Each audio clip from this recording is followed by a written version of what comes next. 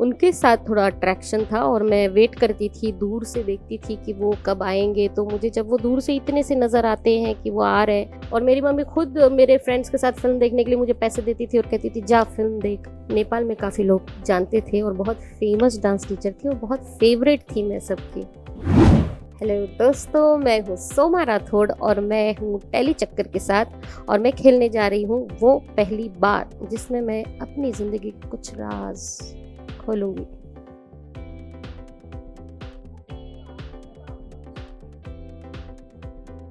Audition जब मैंने पहली बार दिया था, मैं नर्वस थी बहुत। मुझे पता नहीं था प्रोफाइल कैसे दिया जाता है और अपना इंट्रो दिया जाता है, और डायलॉग्स को लेकर के बहुत नर्वस थी।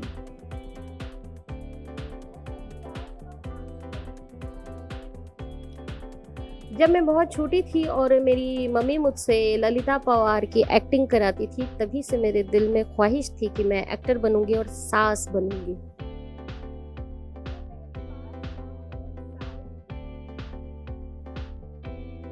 पहली बार सैलरी मुझे मिली थी जब मैं डांस सीखने के लिए गई थी, और मेरा एक गाना कंप्लीट होने के बाद टीचर ने मुझे कहा कि आपको डांस सीखने की ज़रूरत नहीं है, आप मेरे साथ डांस सिखाओ।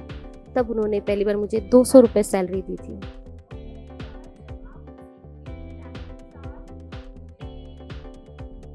फेवरेट एक्टर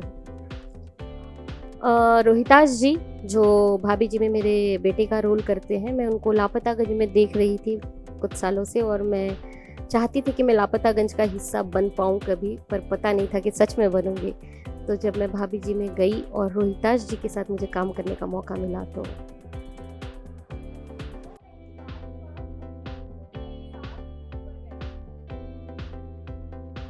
ये बहुत साल पहले की बात है। तब मैं नेपाल में रहती थी और अपने डांस ग्रुप के साथ मैं कलकत्ता आई थी।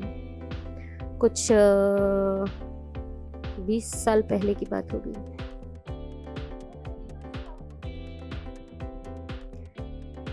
मुंबई आने के बाद बहुत से ऑडिशंस दिए और सभी में रिजेक्शन ही फेस करना पड़ा मुझे।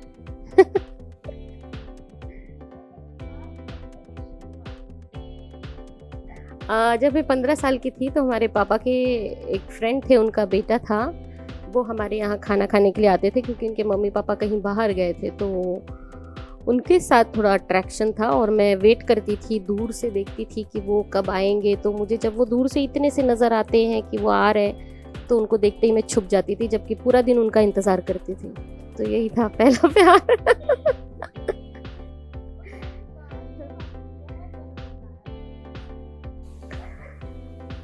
जब मेरी मम्मा की डेथ हुई थी, तो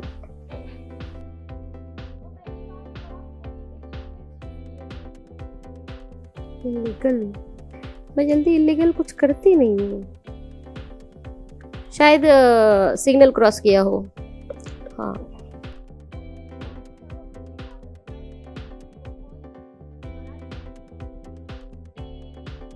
मुझे कभी झूठ बोलने की जरूरत पड़ी ही नहीं मम्मी पापा से, क्योंकि उन्होंने हर चीज़ की आज़ादी दे रखी थी। तो वो खुद कहते थे कि अब बाहर रुक जाया करो, रात को लेट होता है, तो भी मैं रुकती नहीं थी। और मेरी मम्मी खुद मेरे फ्रेंड्स के साथ फिल्म देखने के लिए मुझे पैसे देती थी और कहती थी जा फिल्म देख। तो इस टाइप की मेरी फैमिली थी, तो मुझे कभी झूठ बोलना नहीं पड़ा।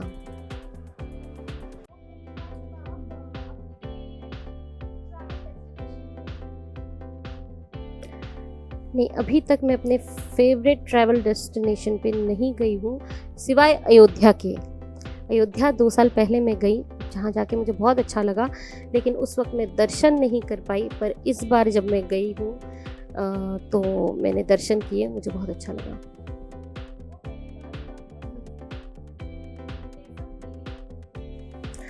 बहुत अच्छा लगता है। जब मुझे पहली बार सक्सेस मिला था, उस वक्त मैं आर्टिस्ट तो नहीं थी, बट उस वक्त मैं एक कोरियोग्राफर थी, और डांस टीचर के रूप में मुझे नेपाल में काफ़ी लोग जानते थे, और बहुत फेमस डांस टीचर थी और बहुत फेवरेट थी मैं सबकी।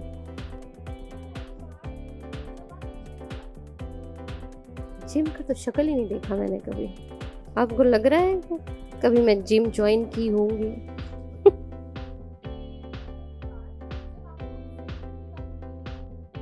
सेलिब्रिटी वाली फीलिंग मुझे आई लापतागंज करने के बाद, जब मुझसे ऑटोग्राफ और फोटोग्राफ लेने के लिए मेरे फैंस आए थे। हम जो है लापतागंज की शूटिंग कर रहे थे और हम कहीं आउटडोर पे थे और वहाँ पे कुछ लोग आए थे जिन्होंने मेरे साथ फ़ोटो खिंचवाई थी और मेरे ऑटोग्राफ्स लिए थे। तो वो मोमेंट बहुत प्यारा था, पहला मोमेंट था मेरा जब मैंने सेलिब्रिटी फील किया खुद को।